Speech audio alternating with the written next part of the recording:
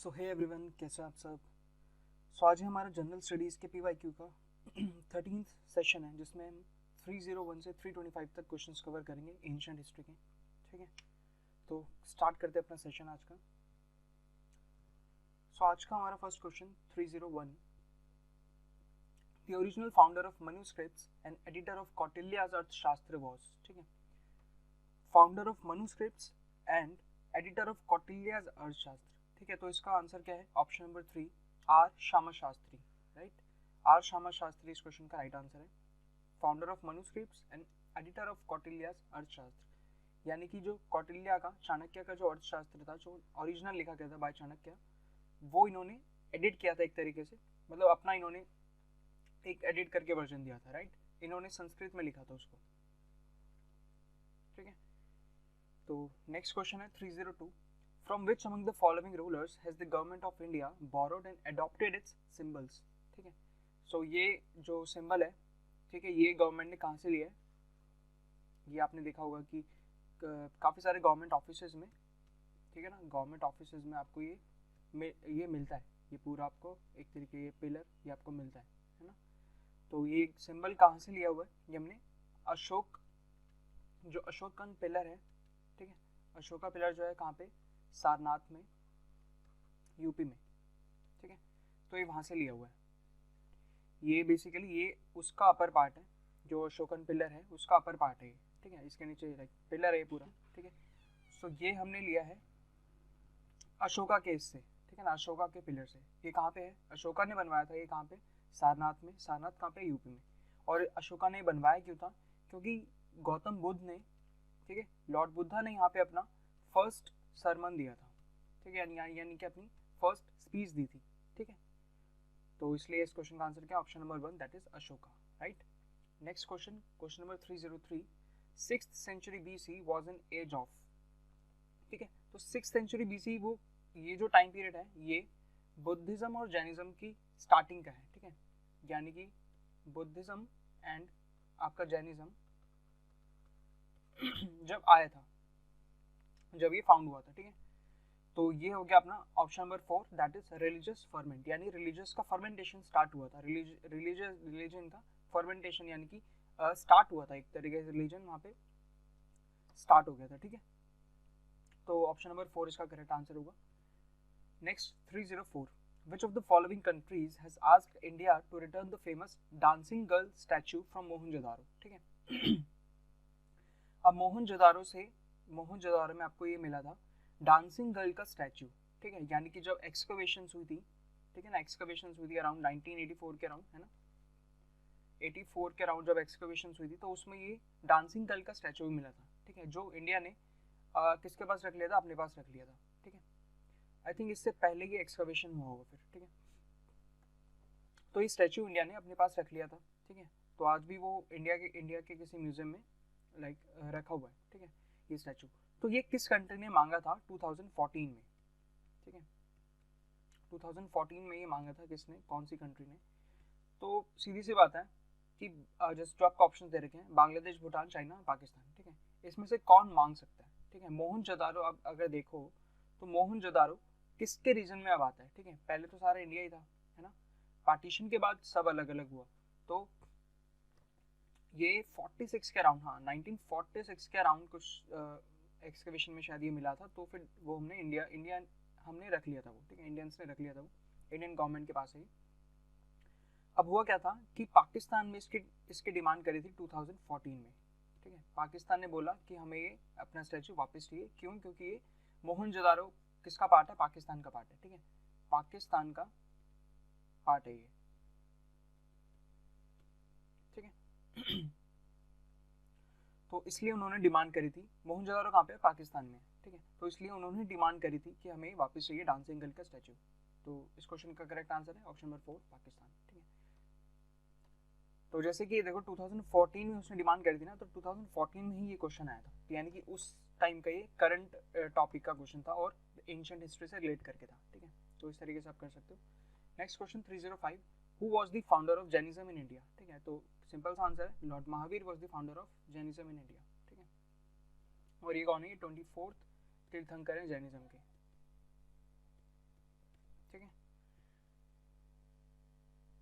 Next question, who compiled the tales of Panchatantra, ठीक है, ये एक तरीके की पूरी बुक है जिसमें टेल्स ऑफ पंचतंत्र के नाम से, और ये किसने कंपाइल करी थी, ये विष्णु शर्मा ने, राइट, इसको आप रिलेट कर से याद कर सकते हो, Panchatantra Vishnu Sharma. 307, Ajanta caves were built during the period of, ठीक है, तो अजंता केव्स किसके टाइम पे सबसे ज्यादा बिल्ट हुई थी, ठीक है, अजंता केव्स जैसे कि आपको पता है कि 30 रॉक कट केव्स का ये पूरा क्या है, एक ग्रुप है, राइट, 30 रॉक कट केव्स का ये पूरा ग्रुप है, और ये केव्स जो थी ये एक साथ ही नहीं बनी, मतलब 30 की 30 एक साथ नहीं बनी, ये अलग अलग टाइम पे अलग अलग डायनेस्टीज ने आके इसको लाइक उसमें एडेंडम किया है, ठीक है। तो सबसे पहले जो स्टार्ट किया था, यानी कि सबसे ज्यादा जो बिल्ट हुई थी ना, वो हुई थी गुप्तास के टाइम पे, ठीक है, तो ऑप्शन नंबर 1 इसका करेक्ट आंसर होगा, यानी कि Ajanta caves were built during the period of Guptas, ठीक है। उसके बाद उसके बाद आपका ये चालुक्यास, उसके बाद राष्ट्रकूटास, ठीक है, राष्ट्रकूटास ने भी काफी इसमें योगदान दिया अपना, ठीक है, बट सबसे ज्यादा जो लाइक इसमें जिसने कंट्रीब्यूट किए वो गुप्तास ने किया, ठीक है, गुप्तास के बाद कुछ पार्ट किया है चालुक्यास ने, फिर उसके बाद राष्ट्रकूटास ने किया, ठीक है, इनके बारे में हम पढ़ेंगे, राष्ट्रकूटास ने क्या कंट्रीब्यूट किया वो भी इस सेशन में हम आगे देखेंगे, ठीक है। 308, which was the backbone of Indus economy, ठीक है, तो इंडस इकोनॉमी की बैकबोन क्या थी, अगेन एग्रीकल्चर इसका आंसर होगा, ठीक है, इंडस इकोनॉमी की भी बैकबोन क्या थी, एग्रीकल्चर, ठीक है, जैसे हमारी इंडियन इकोनॉमी भी क्या है, एग्रो बेस्ड इकोनॉमी है, राइट, तो इंडस इकोनॉमी जो थी उस टाइम पे भी वो एग्रीकल्चर बेस्ड थी, यानी कि वो वीट बार्ले ये सब प्रोड्यूस करके ही उनकी इकोनॉमी चलती थी, ठीक है, क्लियर हुआ इतना बात। Next question 309, the author of अर्थशास्त्र वाज अ कंटेम्पररी ऑफ, ठीक है, अब सबसे पहले तो आपको ये पता होना चाहिए कि अर्थशास्त्र इसका ऑथर कौन है, ठीक है, तो इसका ऑथर कौन है अपना, कौटिल्य,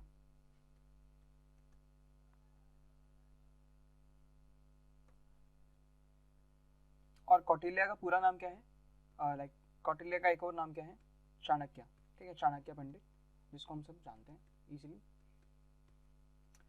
तो ये किसके कंटेम्पररी थे, ठीक है, चाणक्य पंडित किसके कंटेम्पररी थे, अब सेकंड क्वेश्चन ये बनता है ना, तो पहला क्वेश्चन क्या, ऑथर ऑफ अर्थशास्त्र ये कौन है, कौटिल्य या फिर चाणक्य पंडित, उसके बाद ये किसके कंटेम्पररी थे, तो आप सबको पता होगा कि चाणक्य पंडित ने किसको ट्रेनिंग दी थी, चंद्रगुप्त मौर्य को, तो ऑब्वियसली इन्हीं के कंटेम्पररी होंगे, है ना, तो option 2 is the right answer कि चंद्रगुप्त मौर्य के कंटेम्पररी कौन थे, चाणक्य और Kautilya, right. Next question 310, which one of the following was the book written by Amoghavarsha the Rashtrakuta king, ठीक है, अब अमोघवर्षा राष्ट्रकूटा किंग है, ठीक है, ये भी आपको याद रखना है, राष्ट्रकूटा किंग का एक नोन जो फेस है वो कौन है, अमोघवर्षा, और इसने कौन सी बुक लिखी थी, तो ये लिखी थी कविराज मार्ग, ठीक है, कविराज मार्ग लिखी थी अमोघवर्षा ने, राष्ट्रकूटा किंग है, ठीक है। Next question 311, who built the Kailashnath temple at Ellora, ठीक है, तो ये आ गया, ये क्वेश्चन काफी इंपॉर्टेंट है, ये अभी रिसेंट एग्जाम से पूछा जाता है कि कैलाशनाथ टेम्पल एट एलोरा किसने बिल्ड करवाया था, तो ये राष्ट्रकूटा डायनेस्टी से, ठीक है, कृष्णावन ने, राइट, राष्ट्रकूटा डायनेस्टी के कृष्णावन ने कैलाशनाथ टेम्पल एट एलोरा बनवाया था, ठीक है, अब इसको जैसे आपको याद रहता है वैसे कर सकते हो, के से कैलाशनाथ, के से कृष्णावन, राइट, तो कैलाशनाथ टेम्पल एट एलोरा किसने बनवाया था, कृष्णावन ने, ठीक है, जो कि कौन से डायनेस्टी से बिलोंग करते हैं, राष्ट्रकूटा डायनेस्टी से, ठीक है। और इनसे पहले कौन था जिन्होंने थोड़ा बहुत कंट्रीब्यूट किया, वो है दंती दुर्ग, ठीक है, दंती दुर्ग, ये भी राष्ट्रकूटा डायनेस्टी से, ठीक है। Next question 311, the land measures of the second Pandyan empire was mentioned in, ठीक है, अब इस क्वेश्चन को अटेम्प्ट करने का, लर्न करने का भी कुछ तरीका है, लाइक अब देखो जैसे कि हमने इस क्वेश्चन, अगर इस पूरे का आप देखोगे तो हमने एक इसमें से पढ़ा हुआ है कुछ, उत्तर मेरूर इंस्क्रिप्शन के बारे में हमने कुछ पढ़ा था, राइट, कि उत्तर मेरूर इंस्क्रिप्शन में क्या था कि कौन सी डायनेस्टी से, सबसे पहले तो कौन सी डायनेस्टी से बिलोंग करता है, उत्तर मेरूर इंस्क्रिप्शन कौन सी डायनेस्टी से बिलोंग करता है, तो ये चोला डायनेस्टी से बिलोंग करता है, राइट। अब इसमें क्या था कि ये एक टेम्पल था उत्तर मेरूर में, ठीक है, उसके बाहर यानी उसकी वॉल्स पे ये इंस्क्रिप्शन, ये इंस्क्राइब करा हुआ था, ठीक है, उसकी वॉल्स पे कुछ इंस्क्राइब किया हुआ था जिसमें कि वहाँ के चोला के एडमिनिस्ट्रेशन के बारे में था, यानी कि चोला एडमिनिस्ट्रेशन और उनके कुछ पावर्स वगैरह वो सब चीज़ें उस पर लिखी हुई थी, ठीक है, उत्तर मेरूर इंस्क्रिप्शन में। अब ये हमें पता चल गया कि ये तो चोला से रिलेटेड है, और यहाँ पे हमसे कौन सी डायनेस्टी की बात कर रहे हैं, वो पांड्यन डायनेस्टी की, ठीक है। सो पांड्यन एम्पायर का जो जिस से ये बिलोंग करता है वो क्या है, थालावाईपुरम कॉपर प्लेट्स। ठीक है, अब आपको बस इसका रिलेशन याद रहना चाहिए, ये क्या है कि क्या सब है ये सारे इंस्क्रिप्शन ही। ठीक है, तो इसमें क्या मेंशन किया हुआ लैंड मेजर्स के बारे में कि जैसे कि ब्राह्मण्स को जो किंग जो लैंड ग्रांट में दिया करते थे, ठीक है, वो कितना दे सकते थे, लाइक ठीक है, ये सब चीज़ें होती थी कि किंग्स जो हैं वो कितना ग्रांट दे सकते हैं या कितना मतलब नॉर्मल कुछ पैरामीटर्स होते थे लैंड ग्रांट के। ठीक है ना, ब्राह्मण्स को या और भी काफ़ी चीज़ें होती हैं लैंड से रिलेटेड। ठीक है ना, तो ये किस में लिखा हुआ था, थालावाईपुरम कॉपर प्लेट्स। ठीक है, ये किसके हैं, ये बिलोंग करता है पांड्या से। ठीक है, यानी कि पांड्याज एम्पायर जो थी, पांड्या से पांड्यन एम्पायर। ठीक है, उसके बाद अगर ये देखें कासा डूडी कॉपर प्लेट्स, ये अपना बिलोंग करता है ये पल्लवास से। ठीक है, बस आपको ये रिलेशन याद रहना चाहिए एग्जाम में, और कुछ भी याद रहे ना रहे, जैसे कि चलो इसमें भी हमने पढ़ा उत्तर मेरू इंस्क्रिप्शन में कि क्या है। ठीक है ना, ये हमने एक्स्ट्रा चीज़ें थोड़ी सी पढ़ ली, बट आपको इतना सा याद रहना चाहिए बस कि ये किससे रिलेटेड है। ठीक है, जैसे कि उत्तर मेरू इंस्क्रिप्शन किससे रिलेटेड है, चोला एम्पायर से रिलेटेड है। थालावाईपुरम कॉपर प्लेट्स ये किससे रिलेटेड है, ये पांड्या से रिलेटेड है। और कासाडूडी कॉपर प्लेट्स ये किससे रिलेटेड है, पल्लवास से रिलेटेड है। ठीक है, बस इतना सा आपको रिलेशन बस याद रहना चाहिए, तो एग्जाम में अगर ये क्वेश्चन आता भी है इस टाइप से तो अटेम्प्ट कर लेंगे हम इसे। Right, next question 313, who was the greatest ruler of Satavahanas. ठीक है, तो ये क्वेश्चन आपके लिए काफी इंपॉर्टेंट है। ये इंपॉर्टेंट क्यों है, क्योंकि ये एक आपको पैटर्न बता रहा है कि इस टाइप के क्वेश्चन से पूछ रहा है और पूछ सकता है आगे आने वाले टाइम में भी। यानी कि हर एक डायनेस्टी का, जितने भी इंपॉर्टेंट डायनेस्टीज हैं उनके आपको ग्रेटेस्ट रूलर तो याद रहना ही रहना है। ठीक है, मतलब हमें क्या क्या याद करना है, एक तो फाउंडर कौन है। ठीक है, उन डायनेस्टीज का फाउंडर कौन है, और कोई अगर ग्रेटेस्ट रूलर उस डायनेस्टी में रहा है जिसने, और ये कैसे पता चलता है कि उसने ना काफ़ी सारे काम किया हुआ, लाइक उसने या तो वॉर वगैरह लड़े होंगे या फिर उसने आर्ट एंड कल्चर में कुछ अपना दिया होगा। ठीक है, तो आर्ट एंड कल्चर में उसने कुछ कंट्रीब्यूट किया हुआ या तो, ठीक है, या फिर ग्रेटर रूलर इसी वजह से हमें पता चलता है वो। ठीक है, अब तो इसका कौन है, सतवाहना उसका गौतमी पुत्र सतकर्णी। ठीक है, मतलब नाम पढ़ते ही इतना मतलब लग रहा है ना कि कुछ होगा ये बंदा। ठीक है, तो उससे हम इसलिए रिलेट कर सकते हैं इसको कि सतवाहनास का कौन था ग्रेटेस्ट रूलर, तो गौतमी पुत्र सतकर्णी। ठीक है, गौतमी पुत्र सतकर्णी, सतवाहनास सतकर्णी। ठीक है, ऐसे याद कर सकते हो, सतवाहनास सतकर्णी, गौतमी पुत्र सतकर्णी, सतवाहनास। ठीक है, next question, the word Buddha means. ठीक है, हमने पहले भी डिस्कस किया हुआ कि बुद्धा का मतलब क्या है, एनलाइटन वन। ठीक है, एनलाइटन वन। और अगर वो देखें कि जैन में जीन का मतलब क्या था, तो उसका था द कॉन्करर। ठीक है, जिसने कॉन्कर किया अपने इमोशंस को, ठीक है, फीलिंग्स को जिसने कॉन्कर किया उसका मतलब क्या है, जीन या फिर जैन। और बुद्धा का मतलब क्या है, एनलाइटन वन। ठीक है, जिसको एनलाइटनमेंट मिल चुकी है। Correct. 315, who built the famous Vaikuntha Perumal temple at Kanchipuram. ठीक है, अब देखो जैसे हमें पता चला कांचीपुरम, हमें कुछ याद आया कि कांचीपुरम से हमने क्या पढ़ा हुआ है, कांचीपुरम किसकी कैपिटल थी, पल्लवास की। ठीक है ना, तो यानी कि जिसने बनवाया होगा ना तो वो भी पल्लवा डायनेस्टी से ही बिलोंग करता होगा। अब पल्लवा डायनेस्टी से एक तो हमें काफी अच्छे से पता है नरसिम्हा वर्मन। ठीक है, और महेंद्र वर्मन। महेंद्र वर्मन इसके फादर थे और ये है नरसिम्हा वर्मन। तो इनके बारे में तो हमने काफी डिस्कस किया, बट आज हम थर्ड रूलर के बारे में डिस्कस करने जा रहे हैं, पल्लवास के। ठीक है, अभी पिछले जितने सेशंस हैं उसमें हमने नरसिम्हा वर्मन और महेंद्र वर्मन के बारे में डिस्कस किया हुआ है काफी बार। ठीक है, पल्लवास की कैपिटल कांचीपुरम। ठीक है, और महाबलीपुरम इन्होंने बनवाया था। ठीक है, ये सब हमने बात की हुई है पल्लवास के बारे में। ठीक है, आज हम थर्ड इसके रूलर की बात करने जा रहे हैं और वो कौन है, नंदी वर्मन टू। राइट, तो वैकुंठा पेरुमल टेम्पल एट कांचीपुरम किसने बनवाया है, पल्लवास डायनेस्टी के नंदी वर्मन टू ने बनवाया है। राइट, तो इस क्वेश्चन का राइट आंसर होगा option number 3, Nandi Varman two. Clear हुआ, कांचीपुरम पल्लवास के जिसने बनवाया है वैकुंठा पेरुमल टेम्पल, ये किसने बनवाया है, नंदी वर्मन ने। वैकुंठा पेरुमल टेम्पल नंदी वर्मन टू ने बनवाया है। Right, next question 316, the first to invade India were. ठीक है, सबसे पहले इंडिया को इन्वेड किसने किया था, तो वो थे आर्यंस। ठीक है, आर्यंस के बाद जैसे कि ये ऐसा माना जाता है कि इंडस वैली सिविलाइजेशन जो बनी थी उसके वो कौन लोग थे, तो वो आर्यंस थे। ठीक है, ऐसा कहा जाता है। राइट, तो आर्यंस ने ही शुरुआत करी थी इंडस वैली सिविलाइजेशन की, ऐसा कहा जाता है, हिस्टोरियंस का ऐसा मानना है। अब आर्यंस के बाद कौन आया था, तो ये ग्रीक्स वगैरह आए थे। ग्रीक्स के बाद पर्शियंस, एंड पर्शियंस के बाद अरब्स। अरब्स आपको पता है 7th सेंचुरी में जब मिडाइवल हिस्ट्री स्टार्ट होता है जहाँ से, है ना, तो जहाँ से मुस्लिम रूल जहाँ से फिर पूरा स्टार्ट होता है। राइट, तो अरब्स आए थे अपने 7th सेंचुरी में, उससे पहले पर्शियंस, पर्शियंस से फिर ग्रीक्स, ग्रीक से पहले सबसे पहले आर्यंस आए थे, ठीक है। Next question 317, name the oldest Indian civilisation, ठीक है। क्या पूछ रहा है, ओल्डेस्ट इंडियन सिविलाइजेशन। तो इंडियन सिविलाइजेशन हमें पता है इसमें से कौन सी है, इंडस वैली सिविलाइजेशन ही इंडियन सिविलाइजेशन है, राइट। मेसोपोटामियन भी नहीं है, ये कहाँ पे है, इराक में है मेसोपोटामिया, राइट। और इजिप्ट में है, तो हमें ऑप्शन देखते ही हम इजीली एलिमिनेट कर सकते हैं इस क्वेश्चन को, ठीक है ना। पूछ क्या रहा है, ओल्डेस्ट इंडियन सिविलाइजेशन, इंडियन की अगर बात कर रहा है तो कौन सी है, इंडस वैली सिविलाइजेशन। अगर वो पूछता सिर्फ इतना, अगर क्वेश्चन सिर्फ इतना होता, नेम द ओल्डेस्ट सिविलाइजेशन, ठीक है ना, तो हमारा आंसर होता मेसोपोटामियन सिविलाइजेशन, राइट। सबसे जो पुरानी सिविलाइजेशन है वो कौन सी है, मेसोपोटामियन सिविलाइजेशन, ठीक है। और इसमें भी सुमेरु करके है, ठीक है, सुमेरु सिविलाइजेशन कुछ करके है, सुमेरु सिविलाइजेशन, राइट, वो इसमें है, मतलब मेसोपोटामिया एक जगह है और उसमें कौन सी सिविलाइजेशन आई थी, सुमेरु सिविलाइजेशन, ठीक है। जैसे इंडस वैली सिविलाइजेशन क्या है, ये एक सिविलाइजेशन का नाम है, राइट, और कहाँ पे इंडस के आसपास के एरिया में था, इसलिए इसका नाम क्या पड़ गया, Indus valley civilisation, right.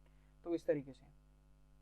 Next question 318, who among the following Mughal emperors has been called the prince of builders, ठीक है। प्रिंस ऑफ बिल्डर्स कहा जाता था, और ऐसा क्यों कहा जाता होगा, क्योंकि इन्होंने आर्किटेक्चर में काफी ज्यादा कंट्रीब्यूट किया होगा, राइट। तो आर्किटेक्चर में इन्होंने काफी ज्यादा कंट्रीब्यूट किया होगा, इसलिए इनको क्या बोला जाता है, प्रिंस ऑफ बिल्डर्स। तो इनका नाम क्या होगा, ऑब्वियसली शाहजहां, ठीक है। शाहजहां ने आपको पता क्या, ताजमहल बनवाया और भी मोती मस्जिद बनवाई, ठीक है, और अपना रेड फोर्ट बनवाया। तो ये सब चीजें की वजह से शाहजहां को क्या बोला जाता है, प्रिंस ऑफ बिल्डर्स। ये क्वेश्चन वैसे मिडाइवल हिस्ट्री का था, बट इसमें आ गया तो हमने इसलिए डिस्कस कर लिया इसको। 319, name the kingdom which first used elephants in the war, ठीक है।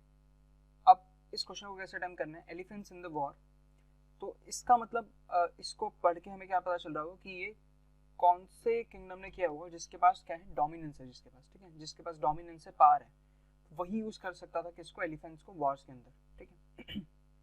हमें पता है इन सब चार ऑप्शंस में से मगध एक ऐसा एम्पायर था जो कि काफी बड़ा था, ठीक है, जिसके पास काफी ज्यादा रिसोर्सेज थे, मतलब काफी सबसे बड़ा अगर एम्पायर देखें तो वो मगध एम्पायर ही था, ठीक है ना।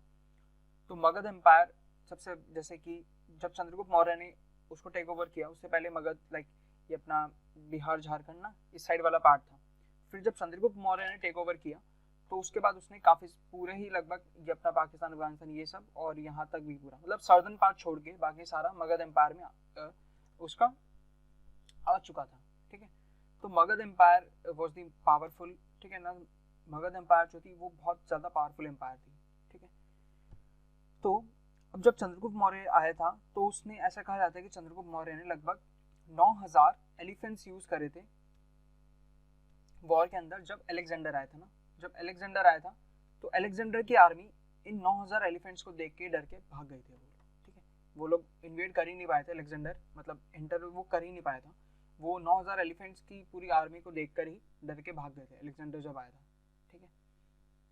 तो ये चंद्रगुप्त मौर्य ने यूज किया था। और चंद्रगुप्त मौर्य की कौन सी मतलब कहाँ पे रूल किया था, उसने मगध में रूल किया था ना, उसने नंदा डायनेस्टी के धनानंद को हरा के फिर वो उसने मगध एम्पायर में उसने रूल किया था, ठीक है, जब उसने मॉडर्न डायनेस्टी की स्टार्ट करी थी, ठीक है।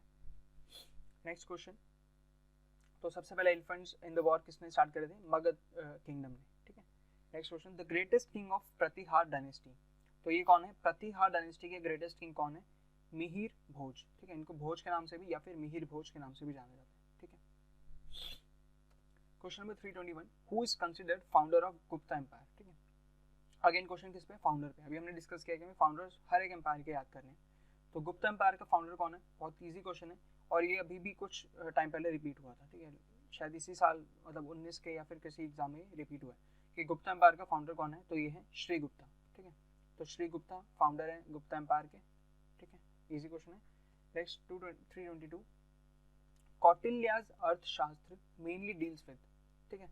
तो सबको पता होगा कि कौटिल्य का जो अर्थशास्त्र है वो किन किन टॉपिक्स में डील करता है, तो वो डील करता है अपना पॉलिटिकल, स्टेट क्राफ्ट, ठीक है, ये तो उसका मेन टॉपिक है, ठीक है, यानी कि पॉलिटिक्स के बारे में, ठीक है, पॉलिटिक्स के बारे में वो मेन डील करते हैं। उसके बाद अपना इकोनॉमिक और मिलिट्री भी उसके अंदर है, ठीक है, यानी कि मेन अगर उसकी थीम समझे तो क्या है अर्थशास्त्र की, कि पूरा जो एक स्टेट होती है ना, एक स्टेट को एक्चुअल में करना क्या चाहिए, एक स्टेट का कर्तव्य क्या है, किस तरीके से एक स्टेट को क्राफ्ट करना चाहिए, ठीक है। जैसे कि उसने चंद्रगुप्त मौर्य को पूरी ट्रेनिंग दी थी ना, तो उसमें उसने सारा उसको ये चीज पढ़ाई थी कि एक स्टेट को लाइक अब वो रूलर तो बन गया, अब वो चंद्रगुप्त मौर्य मॉडर्न डायनेस्टी के उसने स्टार्ट तो कर लिया, लेकिन उसको कैसे अपनी स्टेट को संभालना है वो सब उसको किसने सिखाया था, चंद्रगुप्त उसने कौटिल्य यानी कि चाणक्य ने सिखाया था, चाणक्य पंडित ने सिखाया था। और इन्होंने कौन सी बुक लिखी थी, अर्थशास्त्र। तो इसमें मेन जो कंटेंट है, मेन जो थीम है वो किस पे, पॉलिटिकल स्टेट क्राफ्ट, यानी कि एक स्टेट को किस तरीके से क्राफ्ट करना है, ठीक है ना, पॉलिटिकल स्टेट को। उसके बाद इसमें इकोनॉमी से रिलेटेड भी है और मिलिट्री से रिलेटेड भी है, ठीक है। तो करेक्ट आंसर होगा इसका option number 1, political state craft. ये इसका मेन जो थीम है, ठीक है ना, मेनली डील्स विद, ठीक है। Next 323, one of the following Indus valley sites is in Pakistan, ठीक है। अब ये बताना कि पाकिस्तान में कौन सी है। तो लोथल हमने डिस्कस किया हुआ है, लोथल कहाँ पे है, गुजरात में है। और ये क्या है, ये डॉकयार्ड है, ठीक है। ये एक डॉकयार्ड है, इंडस वैली सिविलाइजेशन का डॉकयार्ड था, ये इकलौता एक डॉकयार्ड था। ये कहाँ पे है, गुजरात में, लोथल साइड, ठीक है।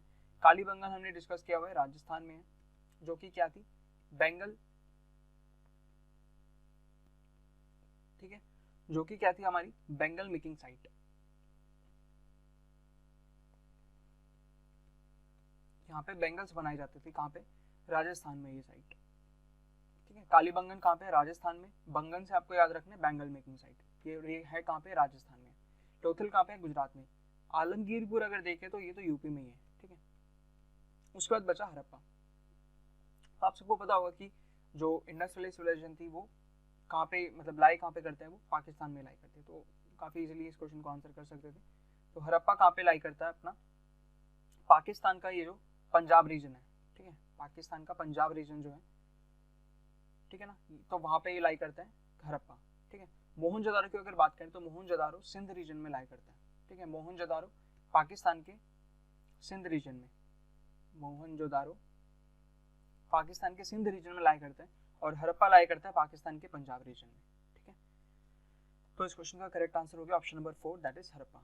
Clear. Next question 324, who was the author of Telugu work Amuktamalyada, ठीक है। अमुक्तमलयादा, अमुक्तमलयादा किसने लिखा है, तो ये तेलुगु वर्क है, ये किसने लिखा है, कृष्णदेव राय, ठीक है। कृष्णदेव राय एक काफी प्रोमिनेंट नेम है किसका, विजयनगर एम्पायर का, विजयनगर एम्पायर। तो क्वेश्चन यहाँ से काफी बार आता है कि विजयनगर एम्पायर से काफी क्वेश्चन आता है। तो ये कहाँ पे है, हम्पी, कर्नाटका, ठीक है। तो इससे फ्रीक्वेंटली से क्वेश्चन ऐसे पुटअप करता है, और बहुत ही सिंपल सा क्वेश्चन होता है कि विजयनगर एम्पायर, बस आपको इसका रिलेशन याद रखना, विजयनगर एम्पायर कहाँ पे है, हम्पी, कर्नाटका, बस इतना समय आपका ये क्वेश्चन आराम से अटेम्प्ट हो जाता है, ठीक है। और कृष्णदेव राय इसके एक प्रोमिनेंट रूलर है, ठीक है। हमने जैसे बात करें ना कि ग्रेटेस्ट रूलर कौन हो, हर एक एम्पायर के हमें देखने, तो विजयनगर एम्पायर के ग्रेटेस्ट रूलर कौन है, कृष्णदेव राय, ठीक है। क्लियर हुआ। और तो कृष्णदेव राय ने ही कौन सा ये तेलुगु वर्क लिखा हुआ है, अमुक्तमलयादा, ठीक है, अमुक्तमलयादा, ठीक है। अमुक्तमलयादा किसने लिखा है, कृष्णदेव राय। कौन से एम्पायर से, विजयनगर एम्पायर। विजयनगर एम्पायर कहाँ पे, Hampi, Karnataka, right. Next question जो कि हमारे आज का सेशन का लास्ट क्वेश्चन भी है, who compose the Allahabad inscription, ठीक है। इलाहाबाद पिलर इंस्क्रिप्शन किसने कंपोज किया है, तो ये क्वेश्चन भी काफी ज्यादा इंपॉर्टेंट है। तो ये किसने कंपोज किया, ये हरि सिंह ने कंपोज किया है, ठीक है। और हरि सिंह कौन था, Hari Singh was the court poet of, तो हरि सिंह कौन था, ये कोर्ट पोएट है किसका, समुद्रगुप्त का, समुद्रगुप्त, राइट। समुद्रगुप्त का ये कौन है, कोर्ट पोएट है, कौन, हरि सिंह। और इसने ही क्या कंपोज किया था, इलाहाबाद पिलर इंस्क्रिप्शन, राइट। तो आई होप क्लियर है। सो इसी के साथ हमारा ये आज का सेशन एंड होता है। So thank you so much guys, thanks for watching this session. अगर आपको ये सेशन पसंद आया तो आप इसको लाइक कर सकते हैं, शेयर भी कर सकते हैं अपने फ्रेंड्स के साथ, और चैनल को जरूर सब्सक्राइब कर सकते हैं अगर आपने अभी तक चैनल को सब्सक्राइब नहीं किया है तो। और आप लोग हमारी वेबसाइट को विजिट कर सकते हैं edimo.in। उसके बाद हमारा टेलीग्राम चैनल है, ठीक है, edimo ऑफिशियल, जिसको आप ज्वाइन कर सकते हैं। यहाँ पे आपको जितने भी इंपॉर्टेंट बुक्स हैं एसएससी सीजीएल के लिए, बाकी अदर एसएससी एग्जाम्स के लिए, उसकी सारी इंपॉर्टेंट ई बुक्स हमने यहाँ पे पीडीएफ फॉर्मेट में ऑलरेडी अपलोड कर रखे हैं। तो जैसे ही आप टेलीग्राम चैनल ज्वाइन करोगे तो आपको स्टार्टिंग में ही सारी बुक्स की पीडीएफ दिख जाएगी, आप वहाँ से इजीली इनको डाउनलोड कर सकते हो। और उसके बाद जितने भी इंपॉर्टेंट नोटिफिकेशंस आते हैं, तो कुछ भी डिस्कशन हम करते हैं तो टेलीग्राम चैनल पे हम अपडेट कर देते हैं आपको। तो आप हमारा टेलीग्राम चैनल edimo ऑफिशियल भी ज्वाइन कर सकते हैं, और इन सब की लिंक आपको डिस्क्रिप्शन बॉक्स में मिल जाएगी। तो thank you guys, thanks for watching this session. जय हिंद।